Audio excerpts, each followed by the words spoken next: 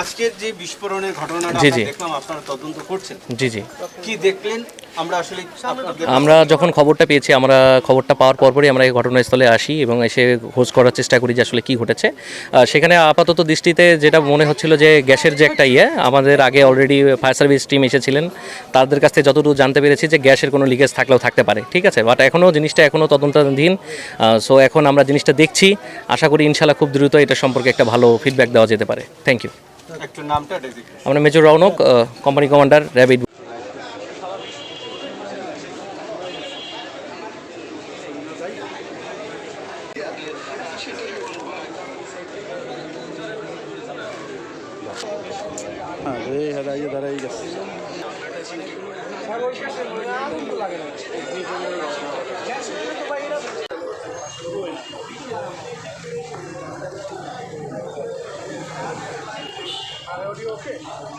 ভাই এবার উঠতে দাঁড়াইস।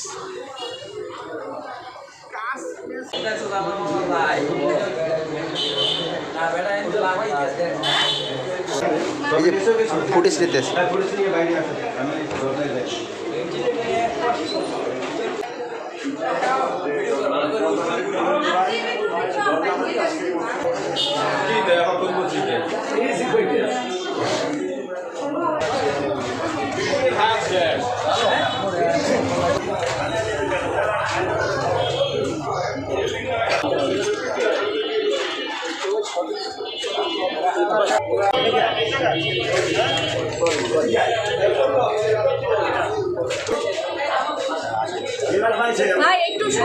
হ্যালো ভাই, একটু সরে।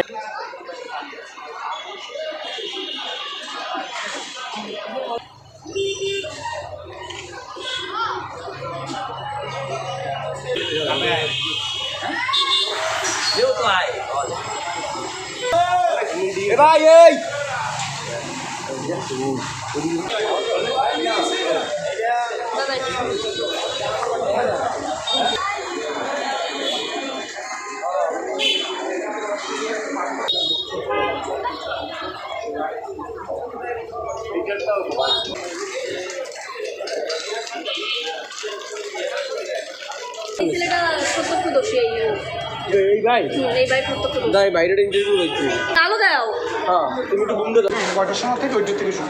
সকালবেলা 5:15 হবে, 5:15 সময় মানে ওই জায়গা দিয়ে আসে শব্দটা প্লাস আমাদের ঘরে গিয়ে ব্লাস্ট হয়েছে।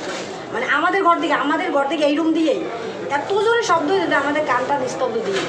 মানে আমরা কোনো রকম আমার ছেলে দেখি যে আমরা অক্ষয় আছি, আমরা কোনো রকম আমার ছেলে আমার হাজব্যান্ড নিয়ে আমরা দৌড়ে বাইরে চলে গেছি। মানে আমাদের বলি যে আমরা আগে নিজে বাইরে চলে পরেরটা পরে দেবো। তারপর ঘরের ভিতরে আসে দেখি যে আর ওই ঘরের লোকটার গায়ে পুরো আগুন ধরে গেছে, মানে পুরোই গায়ে মানে আগুন জ্বলে। ওই যে ওর বাবাই দেখছে আগুন জ্বলে। তারপর উনি গেট ফাঁক করে দিয়েছে, এই গেট ওর বাবাই গেট ফাঁক করে দিয়েছে, এই গেট দিয়ে লাফ দিয়ে খালে পড়ছে।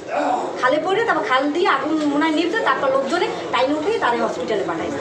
আর এদিকে তো আমরা দেখি যে এই ঘরের ভিতরে আসে এইসব ওই ঘর দেখে কীভাবে ঘটছে, কেন ঘটছে এটা আমরা নিজেরাও বলতে পারি যে এরকম বিস্ফোরণ কেন ঘটছে।